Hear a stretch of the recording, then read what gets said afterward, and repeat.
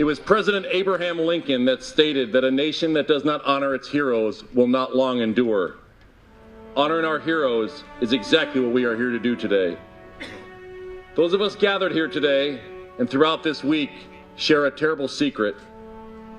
We know the contributions of this division over the past 100 years come at an awful price. We know that freedom, democracy, and the defeat of evil is paid for in blood. Thinking about that shared secret and about the names honored on these stones gives perspective. I am often reminded that in today's American society, they place the wrong people on a pedestal. You see, society's heroes are too often someone who can catch a football for $24 million or someone who can sing a song better than the next. This past year, our nation honored the deaths of actors whose adult lives were spent committed to pretending to be someone else in a fictional script. This past year, we watched news anchors mourn pop singers who died of drug overdoses. Well, those of us gathered here today and throughout this week share that terrible secret that we know the contributions of this division to freedom, democracy, and the defeat of evil over the past 100 years have come in the price of blood. We know who the real heroes are. One need only look at the lives eulogized in this sacred place to find them. As you read the names and stories behind them, you find that not for 100 years, all Americans have served with neither fanfare or fame, not for fortune or recognition. They fought for a calling. They fought for the All-American beside them and their friends and family back home. Captain Jewett Williams was 31 years old with a wife and a 5-month-old daughter when he became the first All-American killed in combat. Jewett was a clergyman and a family man who volunteered to fight the Central Powers. He was felled by a German rifle in a remote French village on June 9, 1918. First Lieutenant Weston Lee was 25 years old when he became the last All-American casualty in combat. Weston was brought down by an IED in Iraq late last month. Like Jewett and all the rest, this was one hell of a loss. Weston was raised in a small town in Georgia that most have never heard of.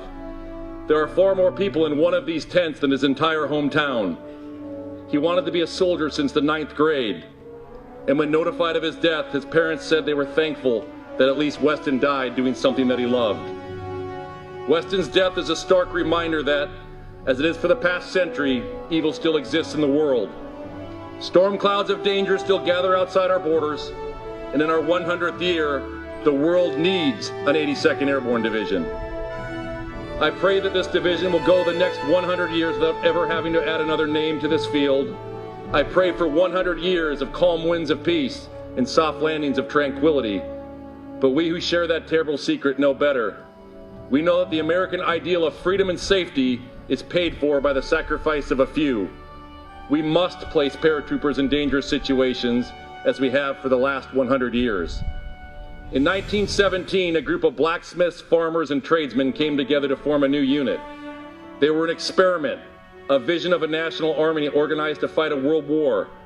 A group of Americans from all over the country forming to fight as a cohesive unit. This had never been done before. They represented the values of all Americans. They knew that many of them would never return from France in World War I.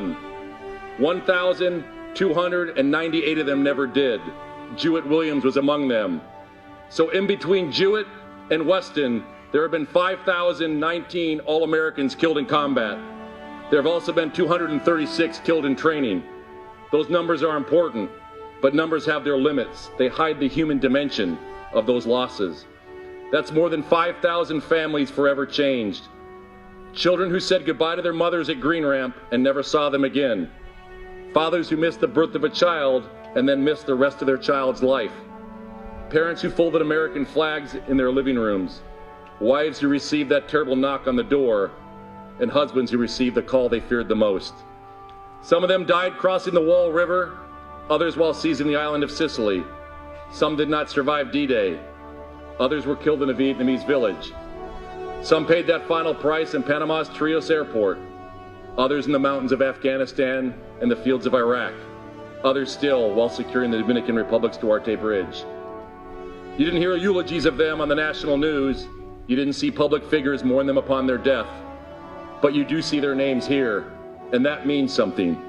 And as long as we share that secret, this will always mean something. And we know that all Americans remain in harm's way. Today in Mosul, Iraq, 100 years after that initial gathering, an all-American paratrooper is checking the functions of his weapon as he lightly oils it before heading out on a combat patrol.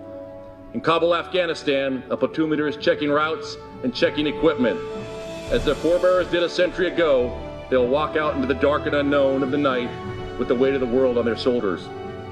The country may honor the millionaires, the movie stars, and the baseball players. Let us, those who've worn the AA patch, forever honor the men and women memorialized in these stones. Through that memory, may they live on for the next 100 years. Airborne all the way. Welcome to a very special Memorial Day edition to the Swamp Fox Patriot. I'm your host, Tony Spain, and you just heard what I call probably the best Memorial Day speech that I've ever heard. And it was Major General Kurilla of the 82nd Airborne Division from Fort Bragg. And that speech was given a few years ago during All-American Week. And if you don't know what All-American Week is, it's a celebration of the 82nd Airborne Division's history. Retired and current paratroopers and their families, and even the public is all invited and welcome to Fort Bragg to celebrate the 82nd Airborne Division and its history.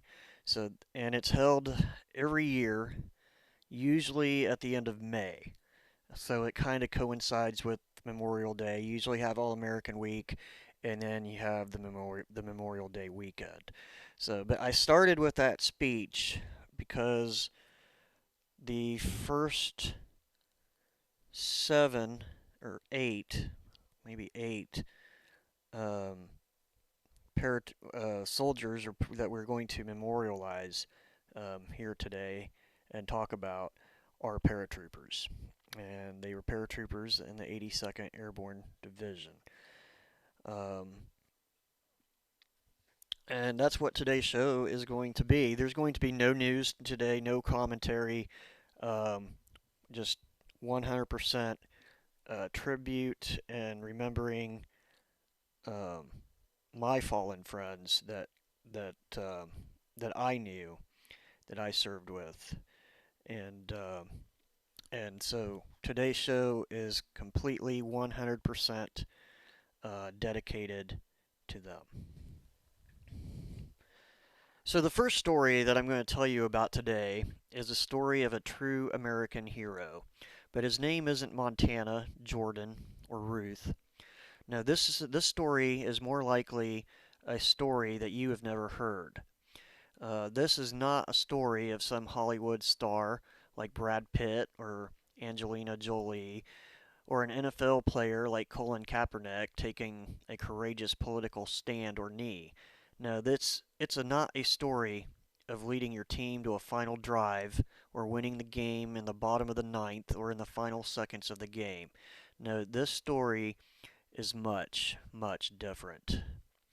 This is a story about the last moment heroics in the final seconds of life before death. And it's a story about the reality of an airborne paratrooper in war, split-second decisions in life, and it will never make a national headline, but it probably should. And it's a story that fully lives up to the Army values of real and true leadership, duty, respect, selfless service, honor, integrity, and personal courage. It's a story of an American paratrooper who wasn't even supposed to be on guard duty at that time, but he was, because a paratrooper is always on duty. And when he realized that he couldn't save himself from death, he refused to cower in fear, and instead sacrificed himself to save others by warning them of the danger that was coming. The danger that was coming from an explosion of the suicide truck bomb that would take his life. This is the story of a dear friend, Sergeant Marshall L. Edgerton. I know Edgerton's story to be true, because I was there when it happened. Edge, as we called him, was from Georgia. He was a 1995 graduate of Northwest Whitfield High School, located in the small town of Tunnel Hill, population of approximately 1,120 people. He was a high school wrestling standout, and just like any good country boy, he loved fishing, hunting, baseball, football, but not over God, America, and family. The 27-year-old paratrooper who served in Afghanistan before Iraq was drawn to serve by patriotism and the opportunity at a college degree for a better life for his wife, Amy, and their two children, a son, Hunter, who was 7, and a daughter, Alyssa, who was 2. Hunter is 24 today, and he proudly followed in his father's footsteps and serves as a paratrooper in the 82nd Airborne Division. In the few months between his Afghanistan and Iraq deployments, he helped Alyssa take her first steps. He coached Hunter's t-ball team and taught the boy how to shoot a gun and ride a bike. Edge planned to leave the military when his 4-year obligation was up in just 3 short months, but it would never come for Edge. During the lunch hour on December 11th of 2003, Edge hopped aboard a truck without any hesitation, cheerfully stepping in to escort 2 Iraqi nationals for a fellow paratrooper who hadn't finished his lunch.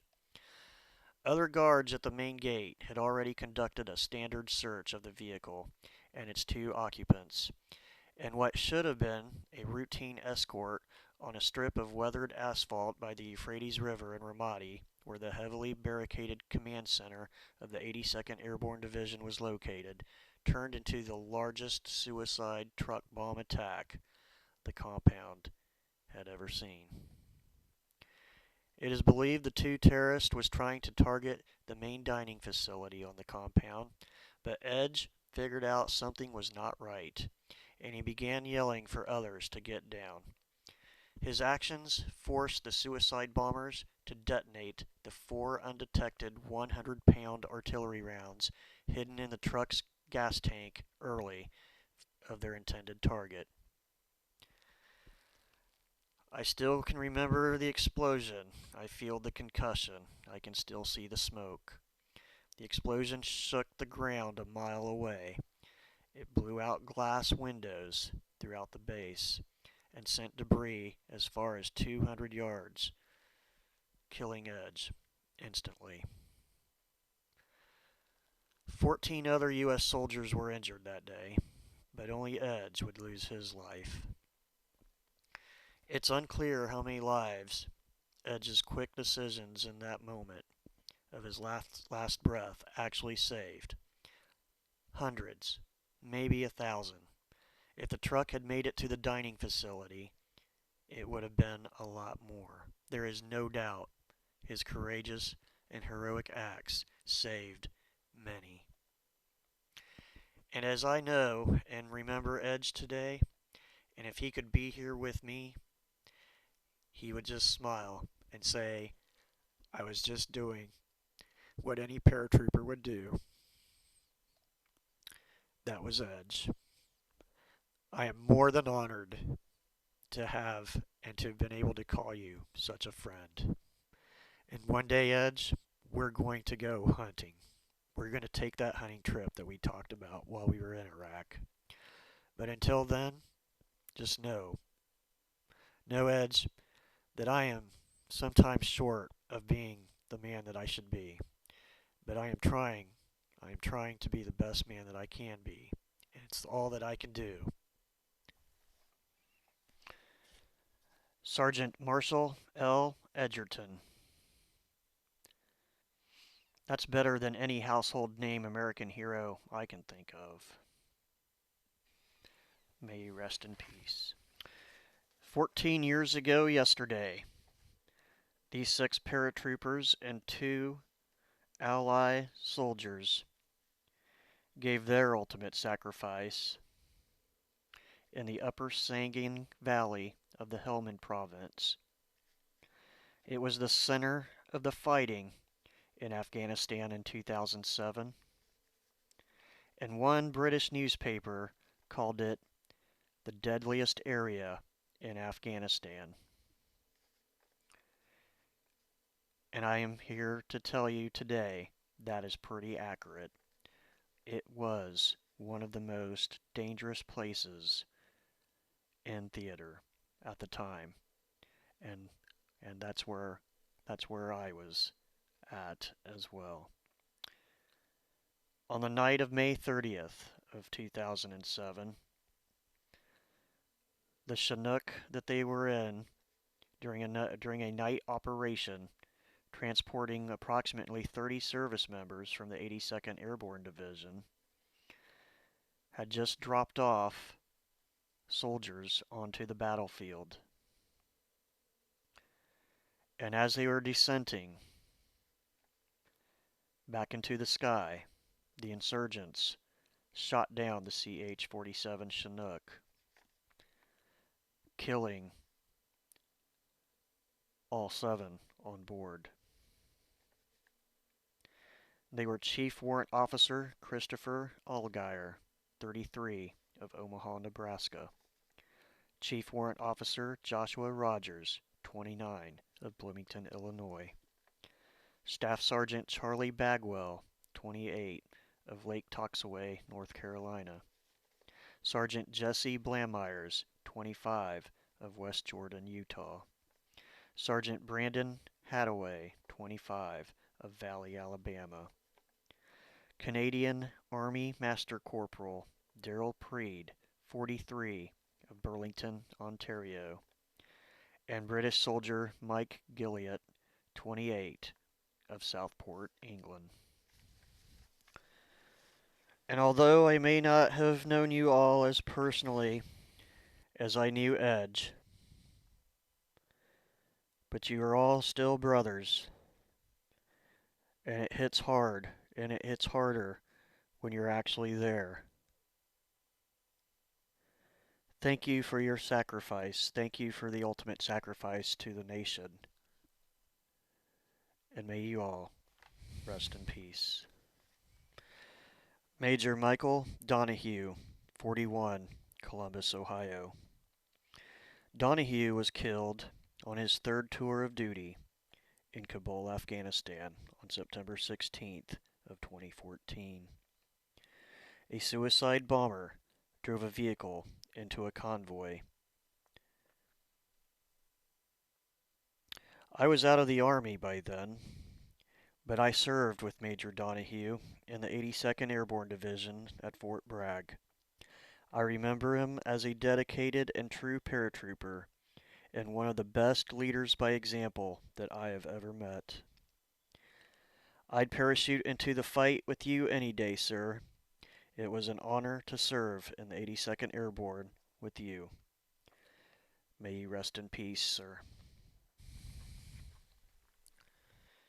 On June 18th of 2010, while on a foot patrol in southern Afghanistan, an IED detonates and claims the life of a soldier holding a rifle and a camera. He was a soldier, a photojournalist, a writer, a leader, a brother, a son, and he was a friend. His name is Staff Sergeant James P. Hunter, and he was an Army combat correspondent in public affairs. And he was dedicated and loved to tell the Army's and the soldiers' story.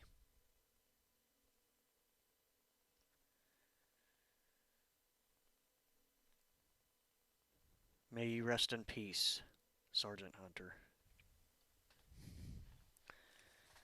Sergeant Kenny Nichols, 28, of Georgetown, Illinois.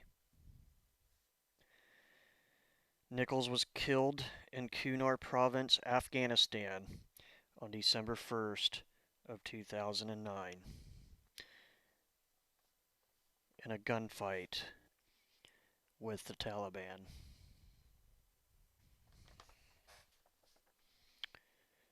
Marine Lance Corporal Joshua Witzman, 23, Covington, Indiana.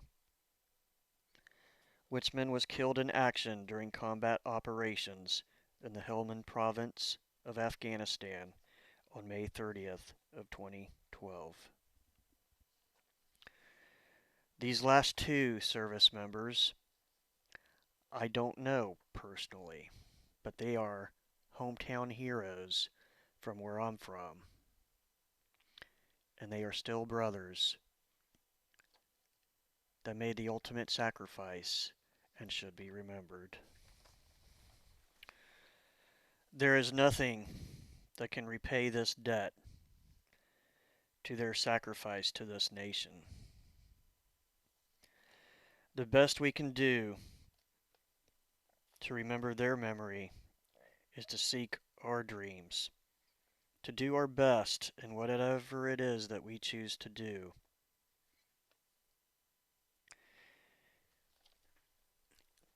I will ask you to do me one favor today. Take a short moment to reflect on all of this, and then thank them for their service and sacrifice. If not for you or me, then do it for them. For their lives were never fully allowed to be lived, and their dreams were interrupted, all so that you could live yours.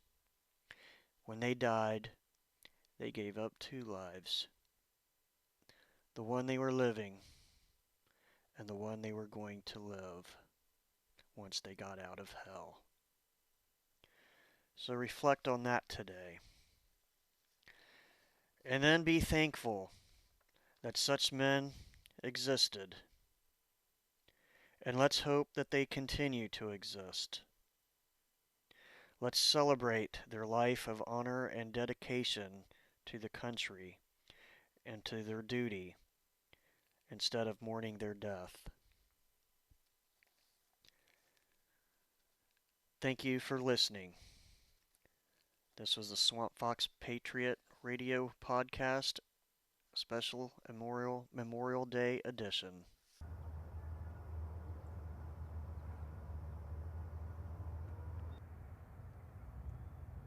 Fine part. Attention. Stand by. Ready. Ready. Aim. Fire. Ready. Aim. Fire. Ready. Aim. Fire. Ready. Reason. Arms.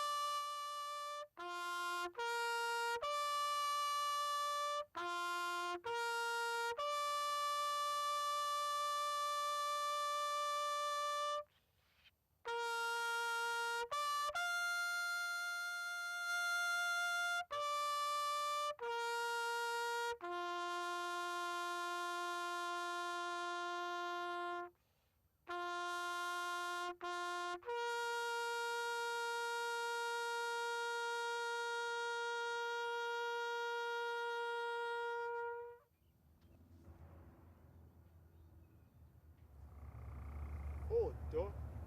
Arms.